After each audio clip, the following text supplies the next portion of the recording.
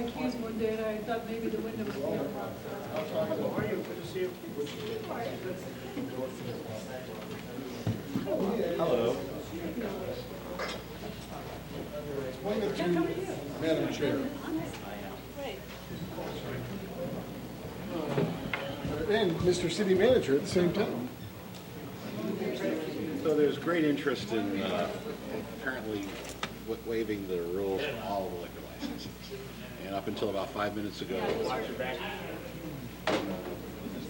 then there's wine. The wine goddess was incomplete. So there's three. Well, no, but now it's complete as of 5 minutes ago. So and it was something that Don Wilson had raised. So that's three of them. Well, Wine Goddess, 27 Live, and BT. Oh, and Cheesy. I don't know that anyone's asked for the cheesy side. Right, but they're not serving their booze yet. I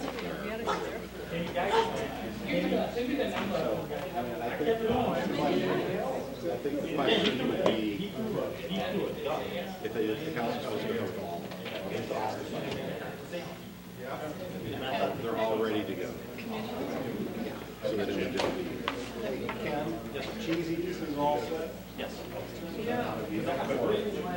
there's four. 27 Wine Goddess, JT's Party. It's all a good sign. Next meeting No, because then. Oh, no. It's a double standard. Okay.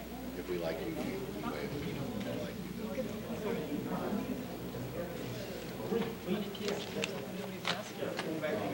what are you going to do about the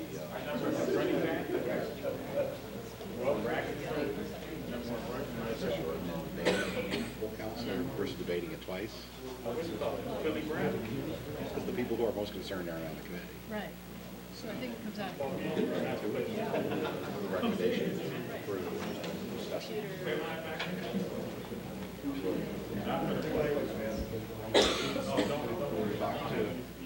It's 63 outside.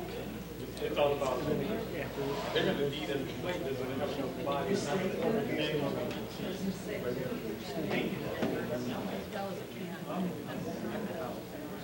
I think Melissa's only looking to continue to start.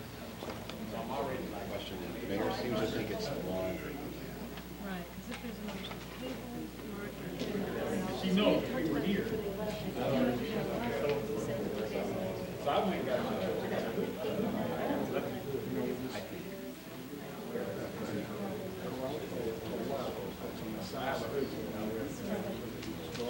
Don't go to ribs. I was wearing pictures. Simpson. Right. Because I'm watching the game. 16 that's number sport. They had me come down Green Bay.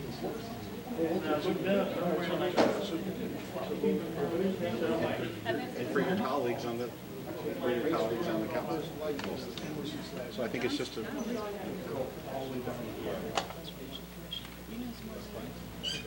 So I think it really just comes down to. Thanks, Mark. Let me know if I need to. I will introduce you, but you're executive director, right? right, Advise some good. You got a card, dude? I didn't bring any of my cards. Not just do this. You can't hold it. I'm going to be doing this for a while. that's right. You can table it, so it would take a majority vote of the council to table or continue.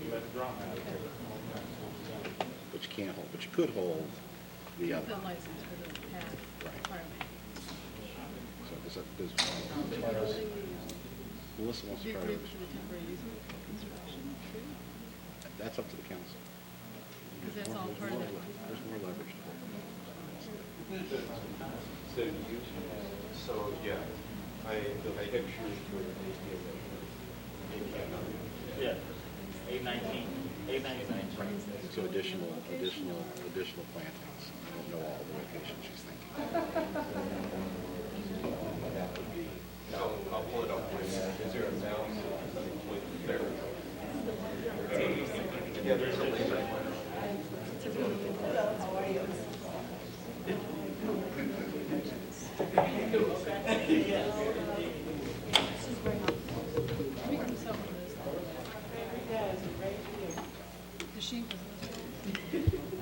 I have a question for you. All right. Ron Fuller is here, and he also has a couple of slides for special. They can't record.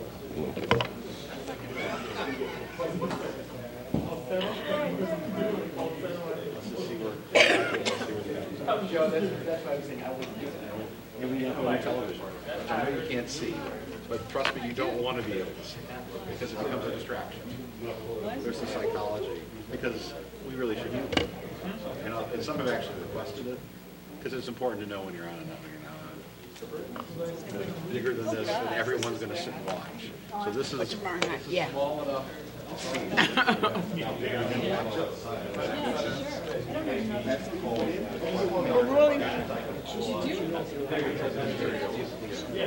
mean, I volunteered to want you to do it. But from my experience, it's bigger too. You don't want to. You find yourself you're going to have trouble. Yeah. You always want to watch something. Yeah, we had.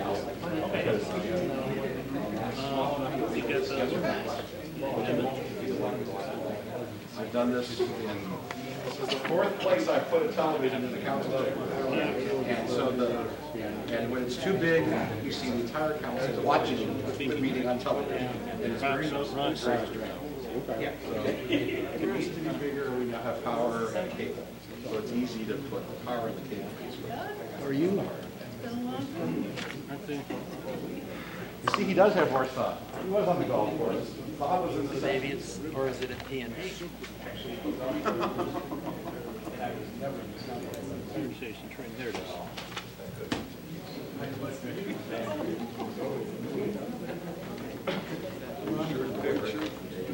Yeah, I see.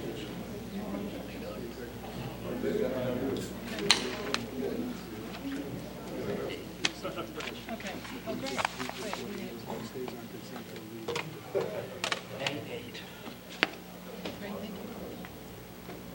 Good evening. We all here and ready?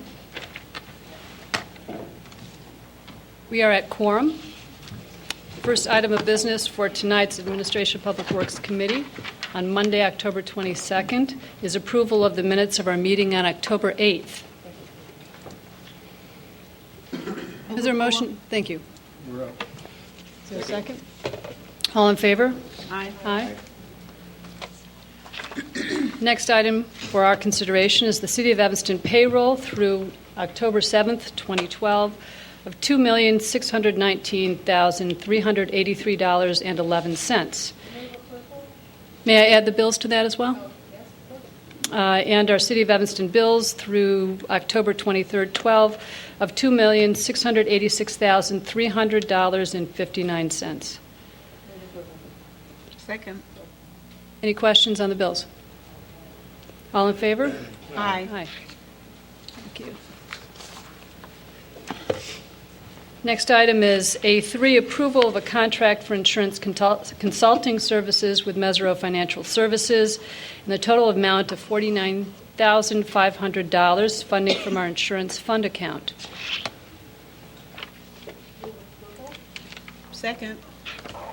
It's been moved and seconded. Any questions? All in favor? Aye. Aye. Any opposed? Thank you. A4, approval to provide free holiday parking in the city's 3 downtown self-park garages and Lot 60, which is located at 1234 Chicago Avenue. Second.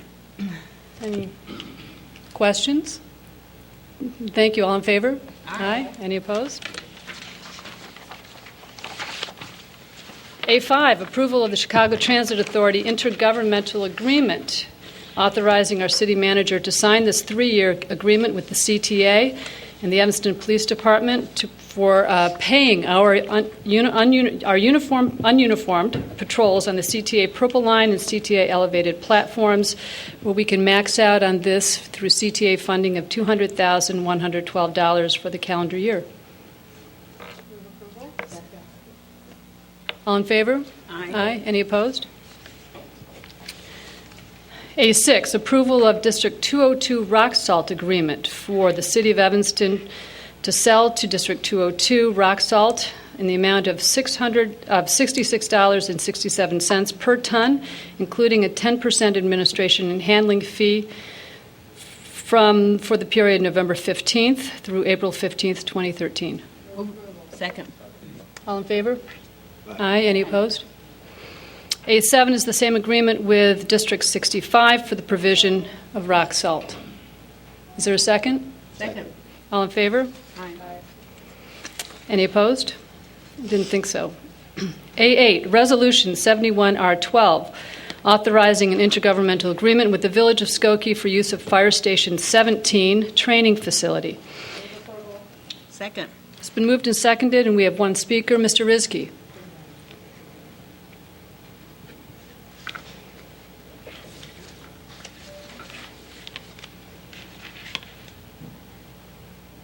Well, it looks like you're going to approve this, so it's probably what I say wouldn't matter anyway. But I do think after I looked at it, it really shows me again that the city's not really doing any analysis of cost to benefit or anything really as to doing this, as whether it's any value and for money really. I didn't see anything in there really related to what the current training cost is, what's really the difference in cost. So here again, it's really just you want something, so you go approve it. And that's really very unprofessional and really shows me a lack of really how we do business here. And that's really a problem. And it's just you don't know if the taxpayer money is being wasted or used properly. And I'm not opposed to training or anything like that, but there are some misleading things in this. Basically, the cost is open-ended, too, where you're going to basically be on the hook for other costs beyond what you're actually signing the contract for because it's open-ended, and it's $15,000 a year. So was all the training costing a lot more? This is $30,000, $40,000 a year. Were you providing that much training? There's nothing that shows anything like that or any justification. So here again, it's just unprofessional, and nobody knows what's going on, and it's done that way. That's okay. Approve it. Thank you. Thank you, Mr. Rizky. Chief Clyber, you and I exchanged some emails earlier today about the effect of enhanced and better training on our ISO rating. Could you help us understand how that works and how better training for our firefighters may well affect Madam what an Chair, ISO rating is? members of the committee, Chief Clyber, sure. Our ISO rating was improved from a level 3 to a level 2 in 2010. One of the reasons why we did not achieve a level 1 was as a result of the fact that we do not currently have a training tower for use in our community. We've had this need for at least 10 years since we had renovation of our headquarters, which used to be Fire Station Number 1. We used to have a training tower in back of Fire Station Number 1, if you can believe that, in a densely populated area with apartment buildings right behind what is currently our headquarters and the police headquarters. So that wasn't feasible to reconstruct a fire training tower at that location. So from that point on, we've had a need for this. And Skokie approached us in 2003 and asked us, the fire chief at that time and the city, whether we'd be willing to join them in constructing a training tower at the same location they currently have one. We said no at that time. So they built it themselves.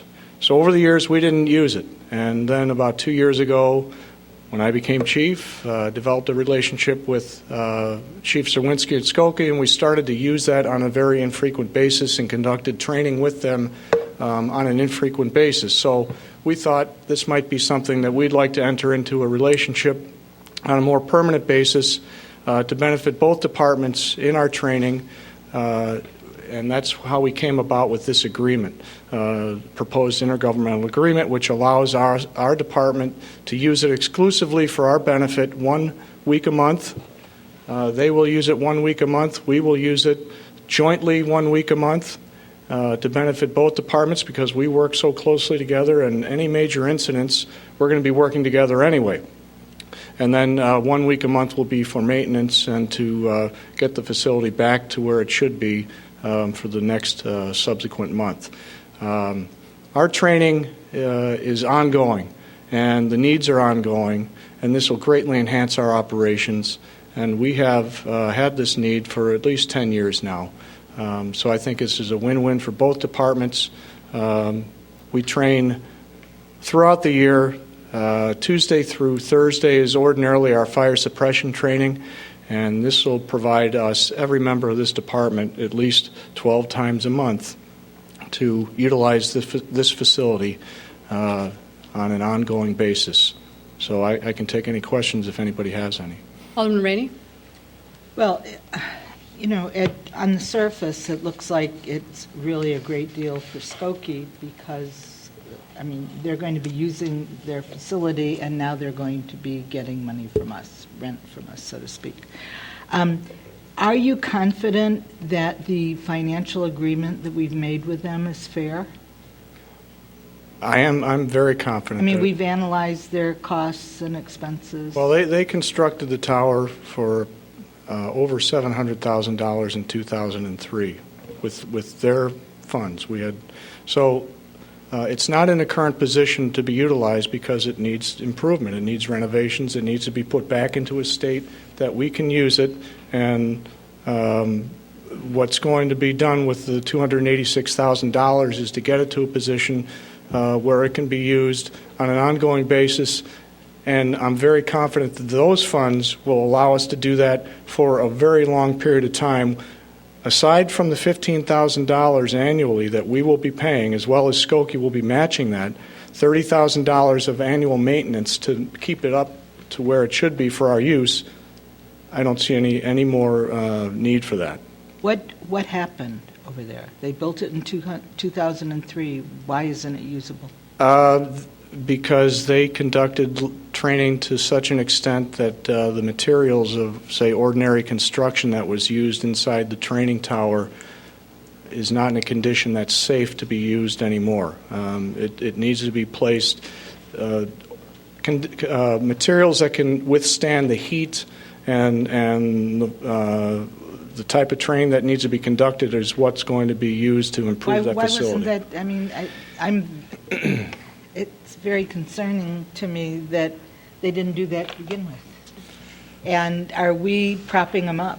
I don't care. We need a tower. I agree 100% with you. But I'm a little surprised that they didn't maintain the facility or that they built something that was inadequate, which is more or less what it sounds like. I can't speak for who the oversight of that facility on their part, but written into this agreement is oversight on both departments' part to jointly every month walk through and make sure it's not being used in a fashion that it should not be used. And we have incident safety officers as well now written into every training operations plan, which wasn't perhaps done at that time 10 years ago. Mr. Lyons? Yes, Madam Chair. Alderman Rainey, when I reviewed the agreement, I had a few concerns along that line. However, when I look at this kind of a training facility, in some ways it's not like any of our other facilities. It's more designed to be used up. For what they do in that training facility, it's going to have a much higher wear and tear than the headquarters or even one of the stations. Of course, I know that. And I guess my point is that I do envision that at the 10-year mark that we'll have to do a little bit of refurbishment again at that point in time, because even if we put in high-grade materials, it's going to get used, and I also hope that it's going to get used maybe instead of the NIPSTA facility in some cases where our folks won't be clear over in Glenview, they'll be right next door when they're doing training and be much more available than at the regional training center. Well, I think that it is a tower training facility. It needs to be maintained on a regular basis, and it does not make sense to build a tower, to maintain it, and then have it so deteriorated that you can't use it. And it doesn't sound like they stopped using it yesterday either. So right? No, I mean, well, it's not being used for live fire training in the current condition. It can be used for other purposes. There's many other training evolutions we can use besides actual live fires within the structure itself. There's so many different options that we have with the space and the facility that it's currently in. So hose evolutions, ladder drills, there's any number of things that we can do.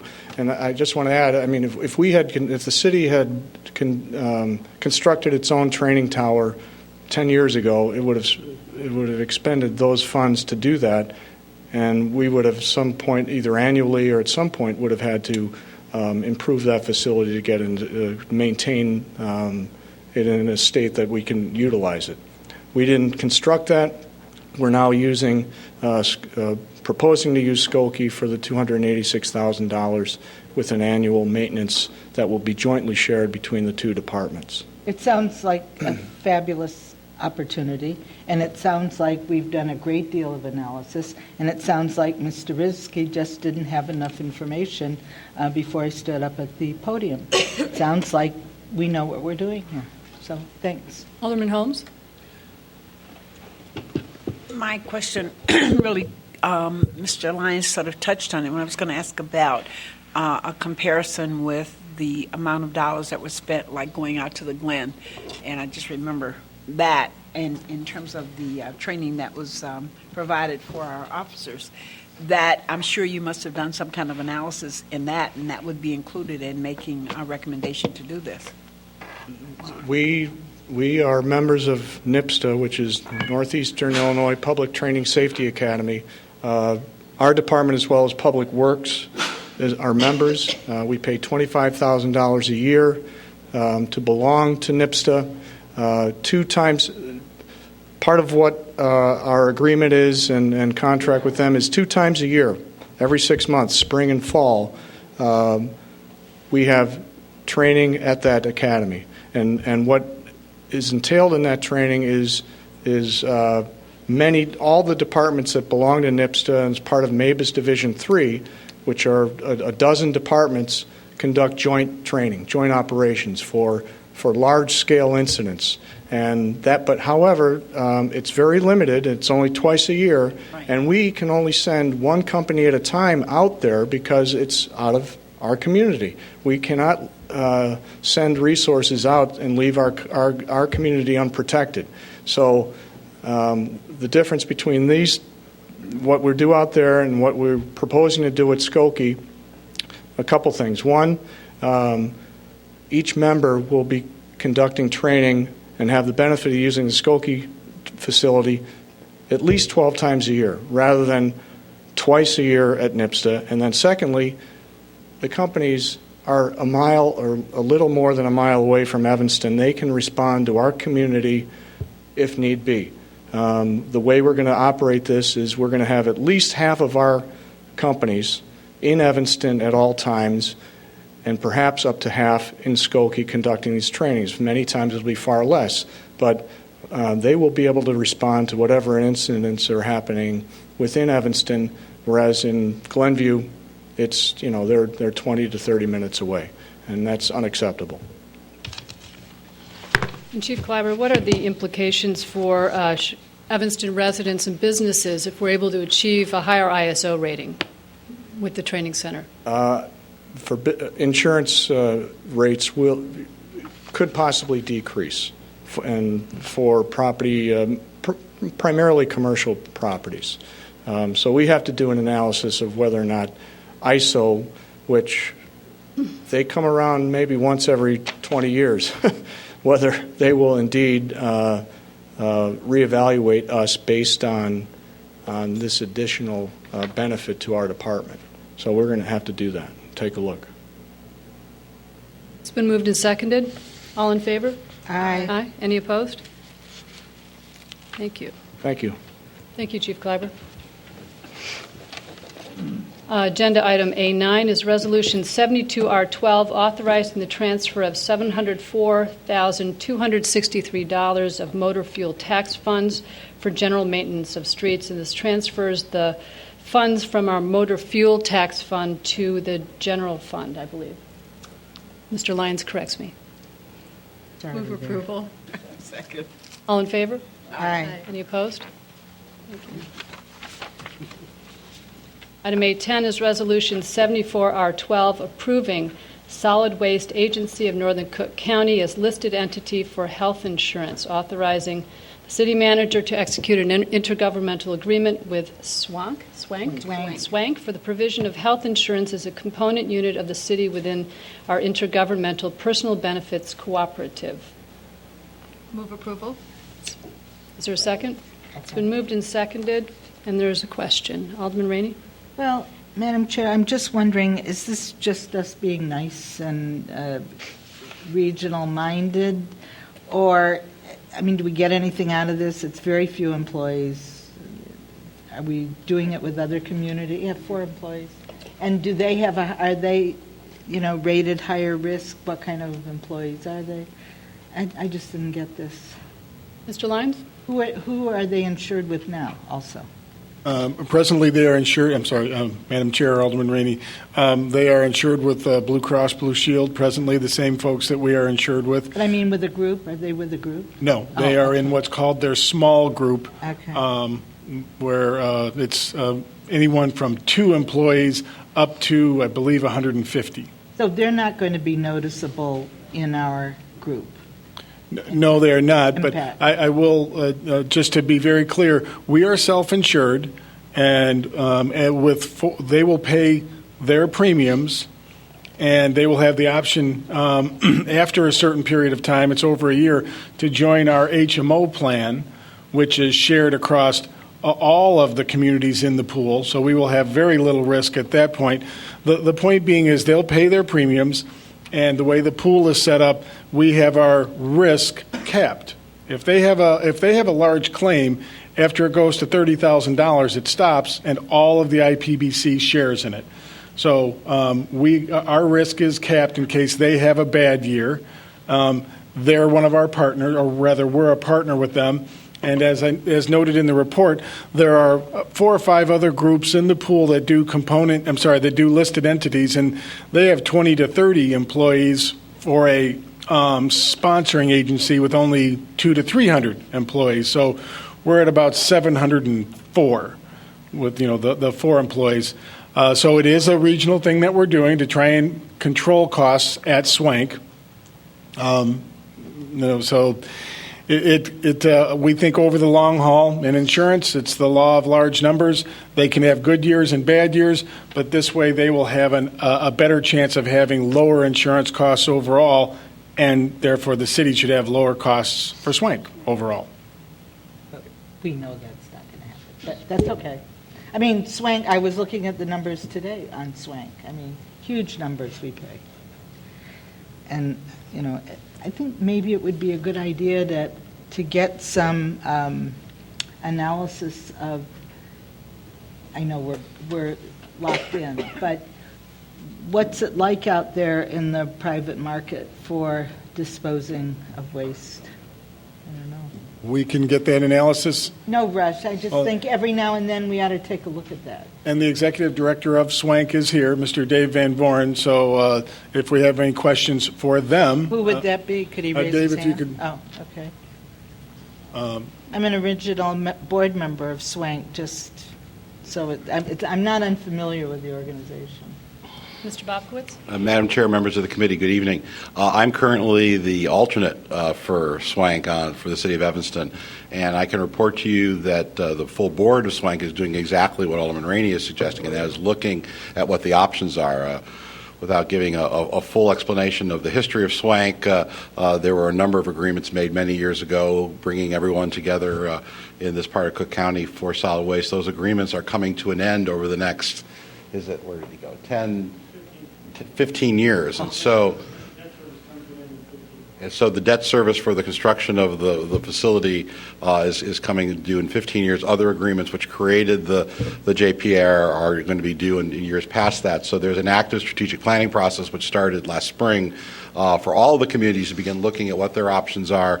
We've had presentations talking about costs in other like jurisdictions with these JPAs, others that are on their own, and the world is changing. And I think The Swank staff's done an excellent job of starting that conversation. It's not going to be a short conversation by any stretch, but it's something that we're already engaged in as a community. The City of Evanston, the mayor is the delegate, and I'm the alternate to the Swank board. So those discussions are ongoing, and perhaps it would be appropriate to have Dave come back at another evening and give just a general update to this committee on the activities of Swank and our involvement. We're very involved in many of the initiatives that Swank has, especially on recycling. We're probably, second or third as far as total tonnage in recycling of communities, and that is beating some communities our size or even a wee bit larger.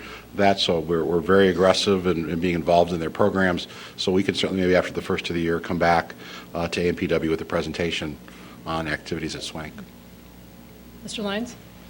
Yes to the agreement? I was just noting that we do have a 90-day out clause at each annual renewal. So in the event that they're not trending in a way that is mutually beneficial, we can provide notice, and they would be able to get back into other insurance. So they won't be, it's not a one-way street where they will not be able to get insurance if they go back into the private market. Thank you, Mr. Bobkowitz. Any other questions? It's been moved and seconded. All in favor? Aye. Any opposed? None. A11, Ordinance 62012, amending the City Code and the Civil Service Commission rules as to hiring process for new police officers and firefighters. Second. It's been moved and seconded, I think. Yes. Yes. It has. And we already voted. Too.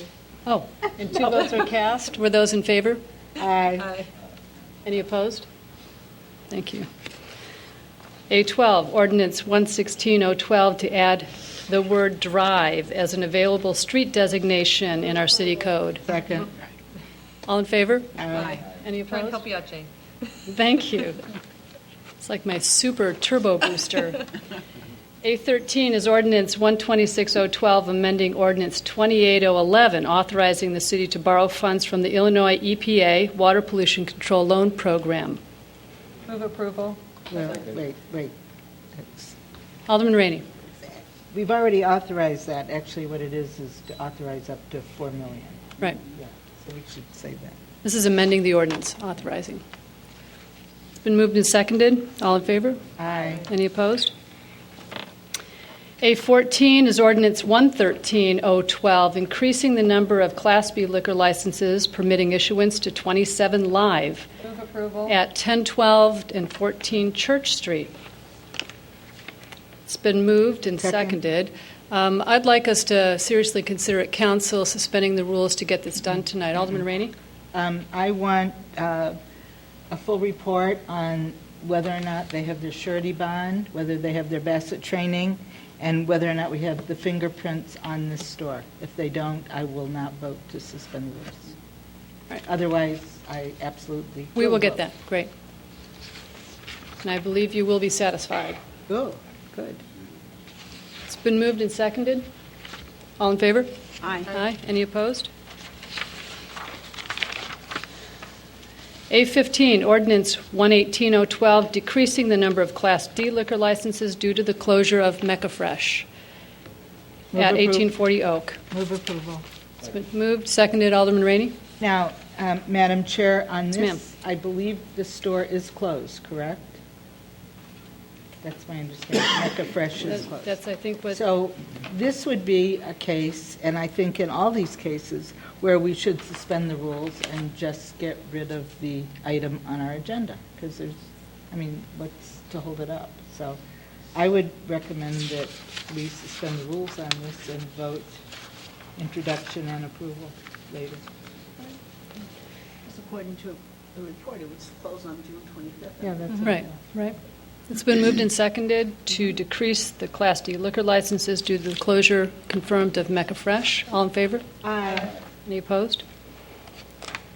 A16, again, is to liquor licenses. This is one to increase the number of Class Y liquor licenses permitting issuance to Wine Goddess, LLC, at 702 Main Street. And I believe we have up-to-date information on Wine Goddess. Move approval. There's a motion, a second. All in favor? Aye. Aye. Any opposed?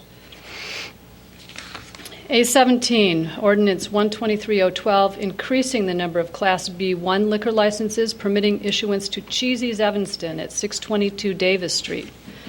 Move approval. Second. My 16-year-old highly recommends Cheesy's. They're already open. They're already open. So this is another one that we may want to consider suspending so that we can issue the license tonight. Only if everything's checked out. It's been moved and seconded. All in favor? Aye. Thank you. A18, Ordinance 124-012, increasing the number of Class B1 liquor licenses, permitting issuance to Clark's on Orrington at 1639 Orrington. Again, this one is officially requesting suspension of the rules at council. But it's officially not, according to our information, not having all of the information in. So, I mean, when they come forward, we'll find out. Is there a motion? Was there? You did? Second? Second. It's been moved and seconded. All in favor? Aye. Any opposed? Thank you. Our last item on the agenda for consideration is A19, Ordinance 128-012, the Visitors Center Fire Lane Construction Project Agreement and Lease Agreement with Northwestern University. Move approval. Second. Been moved and seconded. Any questions? All in favor? Aye. Any opposed? Items for discussion. Poor Steve. APW 1, signs on parkways. Director Suzette Robinson, our Director of Public Works, is here. Good evening, Madam Chair. Welcome. Council members. Suzette Robinson, Director of Public Works. Hopefully this will be a quick discussion. I was asked by the mayor to raise this issue with the committee. And just to go over quickly, the ordinances that govern signs in the parkway, and the signs that we're talking about are garage sale signs, not-for-profit type announcements for events, sports type activities that you may see in the right-of-way. And all of those are prohibited in the right-of-way. What about campaign signs? We're not going to talk about campaign signs. That's not going to be included. They are prohibited except for as they relate to the polling 2 weeks before the election or whatever the clerk rules are. That's not covered. We remove them until the point, and we keep them. Everything that we remove, we keep for a short period of time to allow whoever they belong to come and collect them from streets and sanitation. So it's unlawful for any person to place any sign, billboard, or advertising in the public alley, street, or alley, and it's the duty of the traffic engineer or the police officer to remove. And then down at the bottom, I just have a quick note that the ordinance in a separate clause under Public Works gives the Public Works Department authority to remove any article or thing whatsoever which unlawfully encumbers or obstructs in any public street, avenue, alley, park, or place in the city. So basically any public area is covered, and there's a substantial amount of latitude to govern that. And so we had a couple of things raise this at issue. Residents have concern about the equity of enforcement, and what that means is there was an allegation that certain sports activities that are placed in the parkway are allowed to stay, whereas there was a nonprofit event that was advertised that was removed. And what I can say is that for garage sales, for example, I mean, most people that are in the garage sale business, they kind of know what streets and sanitation hours are. So they come and they put the sign, we leave at 3 o'clock on Friday. They put the sign up for Saturday sale, and they pick it up before we get to work on Monday at 7 o'clock. It's kind of a no harm, no foul kind of thing. So, and that happens. So basically, whatever's put out there on the weekend, there's really no impact. But and that was a perception of a resident that was raised. So what the mayor asked us to take a look at is to discuss some potential modifications to the city code if you were so inclined to entertain them. And some of the things that we looked at is Within the ordinance, establishing sign categories, whether it's recreational activity, nonprofit activities, if we wanted to, commercial signs, sales signs, if we wanted to differentiate between the two or the several, and then exempt certain categories. So for recreation, or whether you're signing up for Evanston soccer or AYSO, or if a church or an organization is having some type of community event that they want to advertise, that they could be exempted if you so desired. And we would also require that type of signage have dates on it, the dates of the event, and then maybe establishing some type of time frame for display, meaning that, 2 weeks before the event or a week before the event, and then the signs would expire and they would be responsible for removing them at such time. So that's really the extent of, and I guess I'll open it up to you for discussion and conversation. So currently, people just put signs out. They just put them up and we take them down when they're not in the parkway. So this exempt category of the not-for-profit and the recreational events, would they be able to just put the signs up wherever, whenever, or do they need to come in and, similar to when you're doing a yard sale, you come in and say, we're going to put signs up, this is where we're going to put the signs in the parkway, and get a permit per se to do that.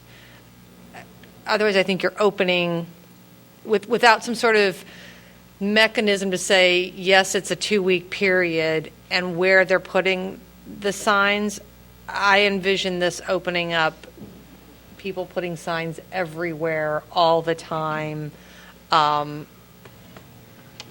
I just think we need a stronger mechanism to regulate.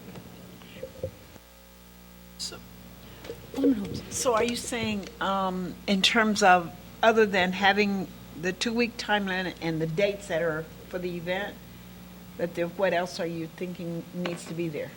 That we need to know where they're putting the signs, that we just don't have signs up everywhere, that they're all over the parkways, without having some understanding of who's doing it, when, and then the 2-week time frame. They can put it up for 2 weeks, take it down for a day, put it up for another 2 weeks. It seems like there's not any regulation to it.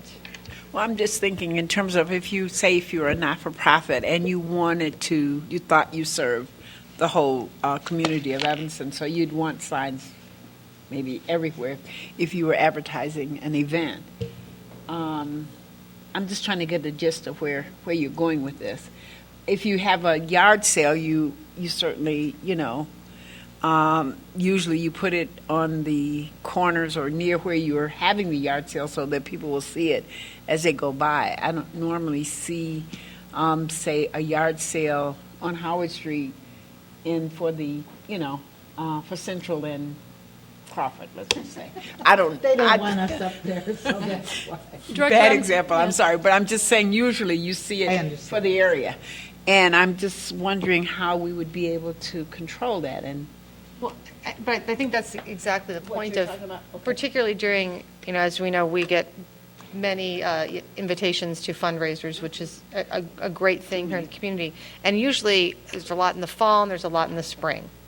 So if those not-for-profits or sports entities are doing a fundraiser or an event, and all of those put signs up in the parkways all over the city, we're going to have sign litter throughout. And I'm not sure that that's what we want to change and say it's open game to put up signs all over the parkway without having more of a regulation on that they need to come in and get permission to do so. That's what I'm saying. And Director Robinson, we're just talking here about the question of signs on public property.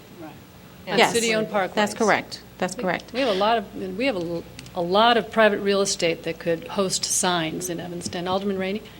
I think we should do nothing. I don't see any need to change the rules. I don't think the rules are going to have any effect on anything. If And if somebody's upset that we took their sign down, let's send them a letter of apology and not do it again. I mean, I think we just need to use common sense. I don't want to spend another second talking about this, actually. Well, The worst offenders in this town are big shot politicians, especially highly paid judges, who leave their signs up for months after elections, and we never take them down. I know that before the election, we seem to be more or less on top of it, and we take some down early on, but I'll bet there's some signs around that are still up from the primary. So those are the big offenders, and they have the wherewithal to remove the signs. I don't think that we should, I just don't see the point here. It occurred to me the other day as I was running past a collection of political signs that were on our parkways, that maybe a solution is to put a sticker on them advertising the fact that they violate our ordinances, that they're up. So let the signs themselves advertise not only the campaign, but also the violation. That's an excellent idea. That's a great And idea. it's unfortunately kind of would shame them into removing the sign, but And send them let a bill for everybody know. removal. Right. Send them a Maybe bill. send them a bill for removal if they're up at a certain length of time. I mean, they have campaign funds, so certainly they could pay for it. I think we got enough real estate in Evanston that's privately owned that could host signs of this sort without requiring them to be on public property. okay. All right. Any other questions? Alderman? Comments? I would just want to say that Mayor Tisdall just wanted to have the discussion occur to see what your thoughts were, and she was not making a recommendation, and nor was the Public Works Department, just so you Great. know. Appreciate it. Thank you, Director Robinson. Thank you. 'Tis the season. Sure. Pretty soon. I believe that concludes the business of Administration and Public Works tonight. Is there a motion to adjourn? Thank you. We are adjourned. The next meeting is Planning and Development, which will begin in 45 minutes at 7:15. Thank you very Wow. much. We And could thank you, all go Mr. home. Brower. Thank you, Mr. Lyons. I can watch on this with the stars. Director Robinson.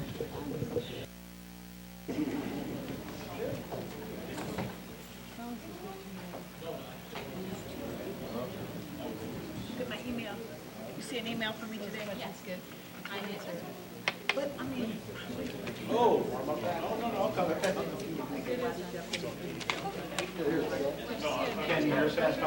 Make sure that's in the minutes. The chair thanks. I thanked you.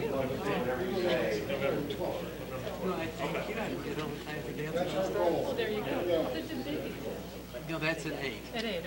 Yeah, you got to get the other two through by 8 All right, o'clock. that's true. I know. Not likely.